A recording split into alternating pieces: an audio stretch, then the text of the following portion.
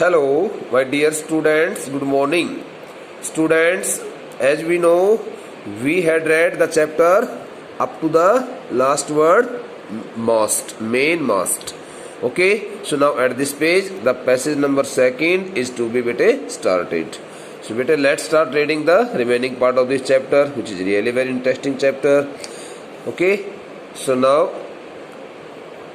December 25 found us 3,500 kilometers east of Cape Town. Okay, on 25th December, on December 25, the sailors sailing in the boat Waywalker had completed 3,500 kilometers. Okay, sailing their boat in the east of Cape Town. Okay, so it was Christmas Day. December 25, on the day of Christmas, the sailors of the boat Waywalker had completed 3,500 kilometers.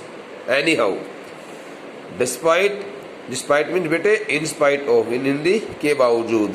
Despite means in spite of.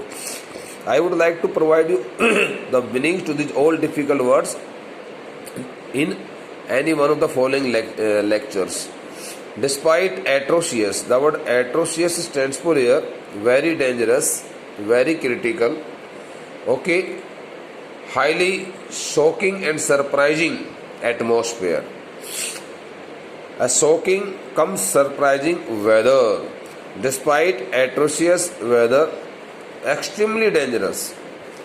Despite atrocious weather, we had a wonderful holiday. Complete with a Christmas tree. Though, listen to my voice. Though means yaddapi. Though the mood of the weather at that time was not favorable. Though the weather had turned very dangerous. But instead of minding to that time prevailing situation,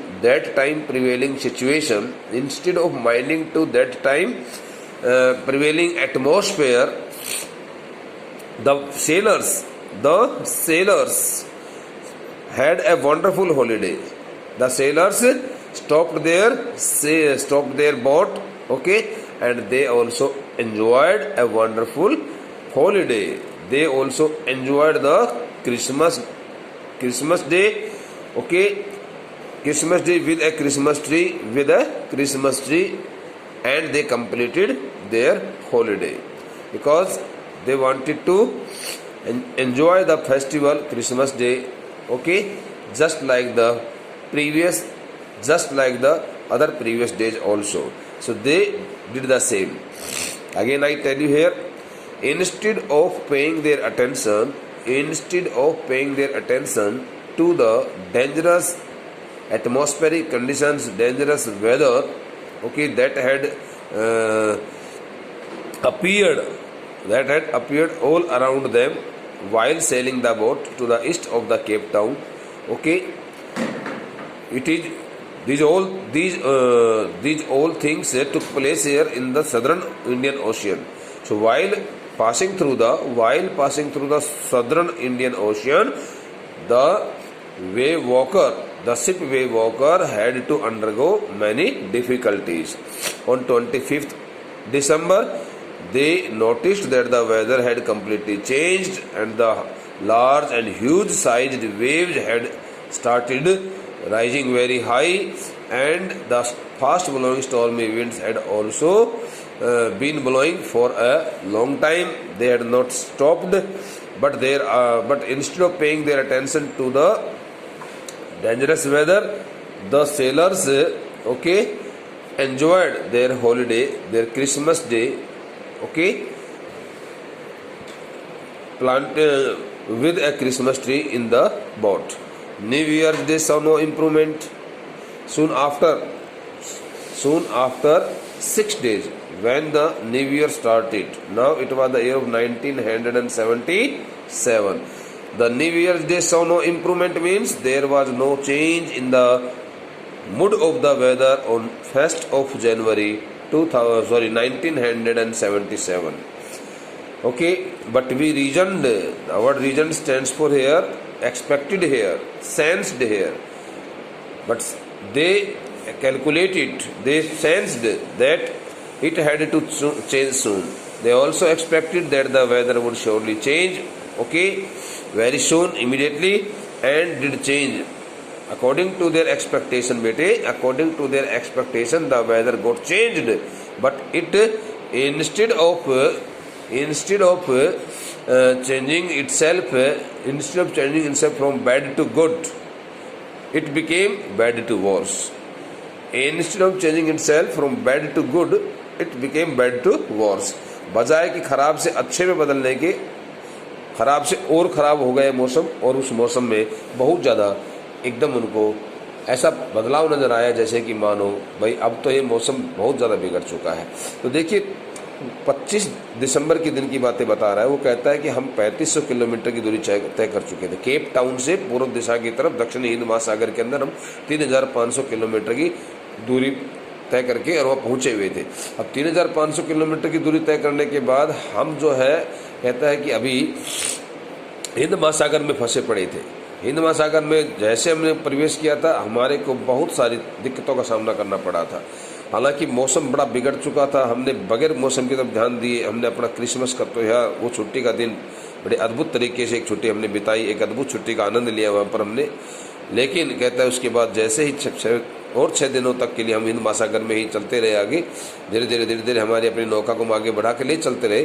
तो कहता है कि नववर्ष के start होने पर नववर्ष वाले दिन भी हमें कोई मौसम में विशेष परिवर्तन नज़र नहीं आया, और हमने ऐसा सोचा कि शायद ये मौसम बहुत जल्दी से बदलेगा, ऐसा तो नहीं रहने वाला हमेशा। और कहता है वो बदला, लेकिन वो खराब से और ख़राब हो गया। बैड वर्स वर्स्ट, तो बैड टू वर्स हो गया, बजाय कि बैड टू गुड होने के, वापस आने की वो खराब और हो गया। एट डाउन, बेटे dawn, DAWN, dawn means break, day break, at the time of day break, at the time of daybreak mean at dawn on January 2nd, on January 2, the waves were gigantic means huge in size, HUG, huge in size, large in size. On 2nd of January, the sailors noticed that the size of the waves had grown very large. Large sized waves had started, appearing in the sea body. बड़ी बहुत बड़ी gigantic का मतलब तो very huge, very large in size, विशाल काय वाली बहुत बड़ी लहरें, ऊंची लहरें समुद्र में उठती हुई दिखाई दे रही थी। We were sailing with only small storm jib. बेटा the word jib stands for air, बेटे the word jib stands for air triangular fabric cloth, fabric cloth, and that is tied to the main aft of the ship, main mast of the ship also. So bete we were sailing, through this statement we come to that the sailors were sailing their boat Wave Walker with only small storm jib. The word jib stands for here triangular fore and aft sail, FORE, fore and aft sail. Okay, now you would like to know about the meaning in Hindi.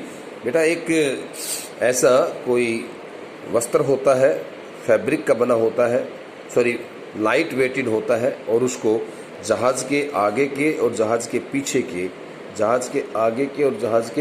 पीछे के, मास्ट की तरफ उसको बांध दिया जाता है। मास्ट means main पोल होता है, मेन पोल, जैसे कि ऐसे खड़ा होता है मेन पोल, और इस पोल के ऊपर वाले हिस्से में उसको बांध करके, और जहाज का जो आगे का हिस्सा होता है, पीछे का हिस्सा तो उधर उस पोल के साथ में बांध दिया जाता है, तिरछा बांधा जाता है।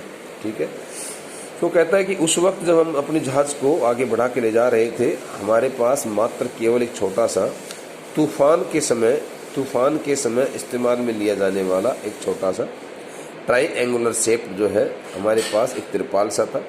हम उसके साथ मात्र केवल एक छोटे से उस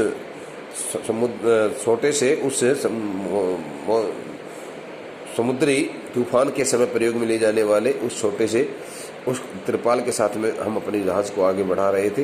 and were still making 8 knots. 1 knot is equal to in distance. The word knot stands for a nautical mile. Nautical mile. It is a unit of measuring distance. So here 1 knot is equal to 1852 meters.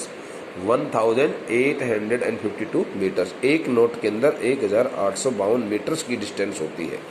तो अब ये लगा लीजिए आप 1852 metre का मतलब आपको 1000 metre में 1 किलोमीटर होते हैं, ठीक है। तो लगभग 2 किलोमीटर। अब 8 नोट्स का मतलब 16 से 17 किलोमीटर प्रति घंटे की रफ्तार से।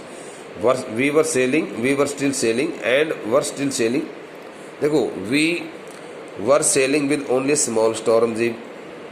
Okay, the sailors were sailing with only a small storm jib and were still making. उस वक्त वो कहता है कि हमारे पास मात्र केवल एक छोटा सा तूफान में, समुद्री तूफान के समय अपने जहाज़ को बचाने के लिए हमारे पास एक ट्राइंगुलर शेप जो है, इस प्रकार से हमारे पास एक छोटा सा और तिरपाल था जिसको हम अपने जहाज़ के ऊपर लगा सकते थे। And were still making 8 knots and the speed of the wave walker at that time was 16 to 18 kilometers per hour. The boat was sailing, the boat was moving ahead at 16 kilometer per hour. 16 kilometer per hour, 16 kilometre प्रति घंटे की रफ्तार से कहता है कि हमने अपनी उस जहाज को भगा रखा था। As the ship rose to the top of each wave, rise, second form, past form. Okay, to the top of each wave. As soon as the waves hit the part of the body of the ship also rose very high, and it rose up to the top level of each wave. जितना कि उस लहर का ऊपरी हिस्सा था ना, लहर कोई भी उठती है पानी में तो बहुत ऊंचे वर्टिकल शेप में भी उठती है, लंबवत आकार में। तो जैसे कोई लहर उठ रही थी तो वो कहता है कि हमारी जहाज़ जो है वो लहर के उठने के साथ साथ इतनी ज़्यादा ऊंचाई तक हमारी जहाज़ का कोई आगे का हिस्सा इतना ऊपर की तरफ उड़ जाता था कि हम उस लहर के ऊपरी सिरे तक हमारी जहाज़ का ऊपरी हिस्सा, अगला हिस्सा पहुंचा हुआ नजर आता था। We could see endless enormous seas rolling towards us. वो कहता है कि जब हमारी जहाज़ का अगला हिस्सा, जहाज़ आ रही है, जहाज़ के अगला हिस्सा पहले थोड़ा सा ऊपर की तरफ उठा हुआ होता है, तो कहता है कि जब हमारी जहाज़ के अगले हिस्से से या जहाज़ के किसी भी हिस्से से कोई लहर का पानी बहुत तेज़ उस पर अटैक करता था, टकराता था, तो हमारी जहाज़ का अगला हिस्सा जहाँ पर हमारा सेलर्स की मेन केबिन होती है, क्रूमैन की केबिन होती है, जहाज़ के चालकों की केबिन होती है, वहाँ उस केबिन के वाले हिस्से पर जैसे जहाज़ का कोई हमारा अगला हिस्सा ऊपर की तरफ उस लहर के ऊपरी सिरे तक जब उठता था तो हमें आगे से, वो कहता है वी कुड सी, हमें दिखाई दे रहा था क्या, एंडलेस एनर्मस सीज। वो कहता है कि चारों तरफ से समुद्र का बहुत भारी भरकम वो विशाल पानी, विशाल फैलाव, समुद्रों का, महासागरों का वो विशाल फैलाव जो था, एनॉर्मस बहुत बड़े के लिए होता है बेटा, रोलिंग टुवर्ड्स अस। हम उस महासागर के उस बड़े विशाल पानी को, फैलाव को हमारी तरफ बढ़ते हुए देख पा रहे थे। हमें लग रहा था कि बहुत ज़्यादा पानी जो है ना आगे से बढ़ करके हमारी तरफ आ रहा है। आपने कभी देखा होगा, कभी आप ऊंचाई पर चढ़ते हो, जैसे कभी भी किसी पहाड़ी वाले क्षेत्र में आप जाओगे और जब कोई बस जो होती है जब ऐसे जा रही है फिर ऐसे चढ़ जाती है बस ऐसे ऊंचाई की तरफ, तो ऊंचाई पर जैसे जाओगे, पीक पर जब जाओगे, चोटी पर जब जाओगे, पहाड़ की चोटी के ऊपर जो सड़क वहाँ पर टर्न होगी, वहाँ पर जब कोई व्यक्ति जाता है, वहाँ पर बस चढ़ती है उस चोटी के ऊपर बेटा, आपने अक्सर देखा होगा, तो आगे उस चोटी पर चढ़ने के वक्त जो है ना बस में बैठे यात्रियों को वो बहुत दूर दूर तक का, आगे तक का हिस्सा जो कि तो दिखाई दे जाता है, वैसा ही होता है। जहाज़ का अगला हिस्सा जब उठा, जहाज़ का अगला हिस्सा जब लहर से टकरा करके उठा, तो उन जहाज़ के उन सभी चालकों को, जिसमें कि 2 तो किराए पर भाड़े पर लिए हुए चालक थे, एक खुद कैप्टन था, तो कहता है कि उन दोनों चालकों को उन सभी तीनों चालकों को वहाँ सामने से वो बहुत भारी भरकम समुद्र का पानी उनकी तरफ बहता हुआ आता नजर आ रहा था। To slow the boat down we drop the storm jib. कहता है कि हमारे जहाज की उस गति को थोड़ा कम करने के लिए हमने हमारे पास जो तिरपाल जो था, ट्राइंगुलर शेप्ड जो तिरपाल था, उस तिरपाल को वाटरप्रूफ कैनवस होता है, उस तिरपाल को हमने अपने जहाज के we dropped the storm jib का मतलब ये है हमने अपने उस जहाज के उस तिरपाल को जहाज के ऊपर हमने तिरपाल लगा दिया, यानी कि हमने अपने लंगर को अब हमने उस जहाज के ऊपर हमारा जो तिरपाल था वो जो सामने के हिस्से में जो लगाया जाता है, जहाज के सामने के हिस्से में मेन मास्ट के ऊपर लगाया जाता है, उसको नीचे हटा दिया, गिरा दिया। And lashed a heavy mooring rope in a loop across the stern. The word stern stands for बेटा back part of the ship. Loop एक छल्ला होता है, कड़ा होता है जिसको बोला जाता है एक्रोस के बीचों बीच से। तो कहता है कि हमने एक बहुत भारी भरकम मजबूत सी रस्सी जो है वो जहाज के पिछले हिस्से से और हमने उस तिरपाल के ऊपर से बांध दी। Then we double lashed everything. फिर उसके बाद में हमने प्रत्येक एक चीज़ को मजबूताई से दो बार उसको रस्सी से बांध करके उसको और ज़्यादा मजबूताई से रख दिया। Went through our life raft. The word life raft stands for here. Raft stands for wooden plank. कहता है कि कठिनाई के समय वुडन प्लैंक का मतलब होता है काठ का जो फट्टा होता है, तख्ता। उस काठ के तख्ते को वो कई बार इस प्रकार से इस्तेमाल में लेने के लिए अपने जहाज में रख लेते हैं कि कहीं ऐसा ना हो कि भाई कभी जहाज डूबने की स्थिति में हो तो उस फट्टे का इस्तेमाल ले करके उस फट्टे पर अपने आप को बैठा करके तैर करके और कहीं किनारे पर पहुंच सकते हैं। तो कहता है went through our life raft drill. Drill stands for a strong durable cotton that was also tied okay to that plank, wooden plank. वो कहता है कि हमारे पास एक काठ का फट्टा था, उस काठ के फट्टे के ऊपर से हम धीरे धीरे होकर के आगे बढ़ रहे थे, क्योंकि इस प्रकार से वो जहाज के अंदर ही है वो सब। वो कहता है कि हमने अपने जहाज को खड़ा कर दिया था, हम जहाज में खड़ा करके हमने सब कुछ बांध दिया था, जो भी चीज़ें वहाँ पर हमारे जहाज के इधर उधर बिखरी पड़ी सबको बांध दिया था। Went through our life raft drill. फिर कहता है कि हमने हमारे अपने एक पोर्शन से दूसरे पोर्शन में आने के लिए हमने जो अपने तख्ते लगा रखे उन तख्तों के ऊपर से हम चल कर के आए। ऊपर रस्सी बंधी होती, नीचे तख्ते होते, जैसे पुल वगैरह के ऊपर नहीं होते बेटा, उस प्रकार से। Attached life line is also known as a line. String STRING string, जैसे कि बसों में पाइप नहीं होती स्पोर्टिंग पाइप, अब बस के अंदर स्पोर्टिंग पाइप होती है, लोग अपना बीच में दोनों तरफ की सीटों के बीच में होती है। फिर वैसे ही कहता है कि हमने हमारी अपने जहाज के बीच में जो हमने अभी तार लगा रखी थी उस तार को पकड़ करके हम आगे बढ़े। Dawned oil skins. Dawned means बेटा पुट ऑन होता है, पुट ऑन मीन्स पहनना। फिर हमने ऑयल स्किन्स का मतलब वाटरप्रूफ रेनकोट होता है, वाटरप्रूफ रेनकोट। हमने अपने वाटरप्रूफ रेनकोट जो भी थे वो सब पहने, यानी उन्होंने अपनी व्यवस्था इस प्रकार से कर ली कि किसी भी प्रकार का कोई बहुत भारी भरकम यदि तूफान आता है समुद्र में, बहुत ज़्यादा ऊंची लहरें भी उठ खड़ी होती है तो अपने आप को बचा सके, डिफेंड कर सके। एंड लाइफ जैकेट्स, और वो वाटरप्रूफ जैकेट्स की बात कर रहे हैं वहाँ पर। और हमने अपनी लाइफ जैकेट्स जो होती है वाटरप्रूफ जैकेट्स जो made of pure fabric thick canvas, fabric के बने हुए मोटे कैनवस के कपड़े की बनी हुई जैसे त्रिपाल वगैरह होती है उस प्रकार की वो लाइफ जैकेट्स होती है, वो सब हमने पहनी। एंड वेटेड, और कहा कि हमने सभी ने अब आगे समय के मुताबिक हमने मौसम को बदलने का इंतजार किया। हमने देखा आगे क्या कुछ होता ज़रा देखते हैं। तो बेटा इस पैसेज के अंदर आपको ये सब समझ में मैं बता देता हूँ क्या लिखा है।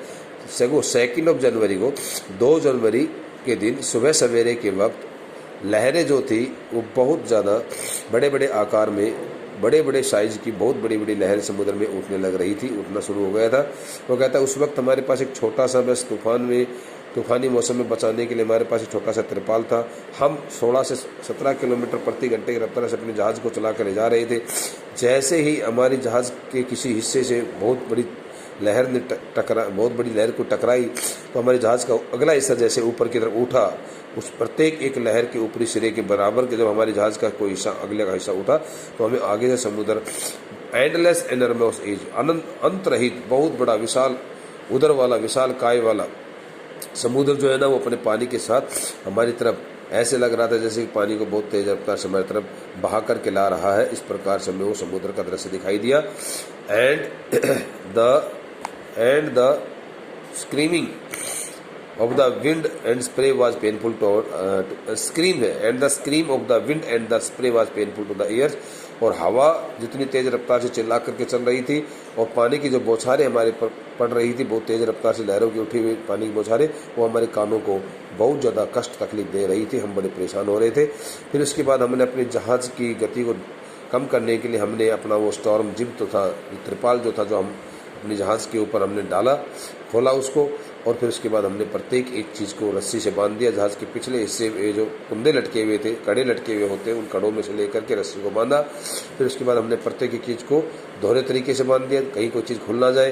फिर उसके बाद हमने एक वो जो हमारा जहाज़ के बीच में एक पोर्शन से दूसरे पोर्शन के बीच आने जाने के लिए जो तख्ता लगा हुआ था, जिससे कि हम नदी के ऊपर पुल के रूप में प्रयोग किया हुआ देखते कई बार, उस तख्ते से होकर के रस्सी का सहारा लेकर के ऊपर जो हमारे ऊपर एक लाइन जो स्ट्रिंग जो एक रस्सी जो बंधी हुई थी, उस रस्सी को पकड़ करके हम धीरे धीरे उस तख्ते से होकर के और एक डायरेक्शन से दूसरी डायरेक्शन की तरफ हम घूम फिर करके सभी स्थिति का हमने जायजा लिया, क्योंकि आगे से पीछे आने के लिए कोई तो उनके पास ऐसा साधन होगा जिससे कि वो इस प्रकार से चल करके आएंगे। फिर उसके बाद कहता है कि हमने अपने वाटरप्रूफ सारी जैकेट्स वगैरह जो ड्रेसेस थे वो पहनी और हमने इंतजार किया। The first indication of impending disaster came at about 6 p.m.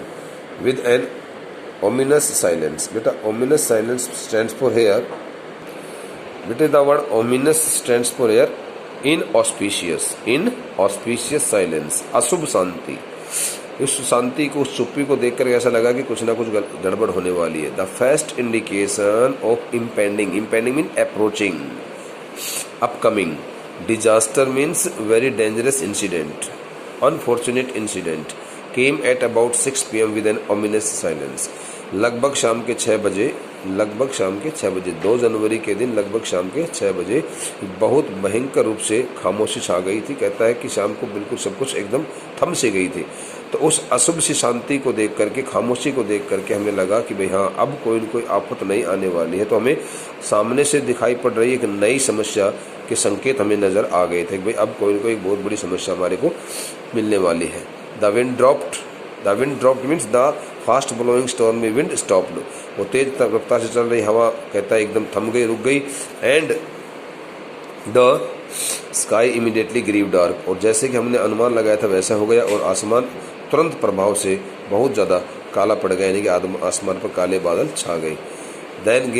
Then came a growing roar stands पर दहाड़ने के लिए होता है। फिर एक बहुत तेज दहाड़ सी हुई समुद्र के उदर में, समुद्र के हृदय में। एंड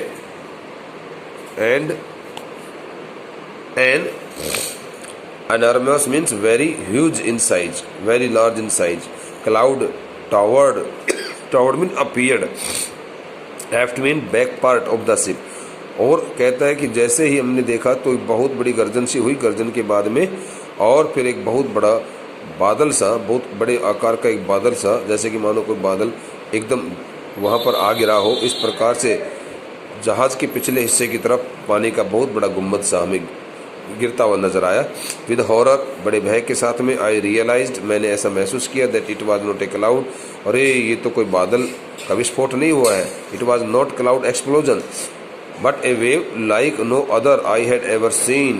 कहता है कि इस प्रकार की कोई एक बहुत बड़ी लहर वहाँ उस दक्षिणी हिंद महासागर में उठ खड़ी हुई थी, जो कि अभी मैंने पहले नहीं देखी थी। इट अपीयर्ड परफेक्टली वर्टिकल, वो लहर तो वास्तव में बिल्कुल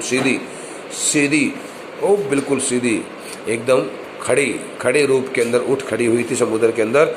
and almost twice the height of the other waves. और कहता दूसरी लहरों से लगभग दो गुनी आकार में वो लहर हमें दिखाई पड़ रही थी। With a frightening breaking crest stands for the main body of the main sheet of the sea water.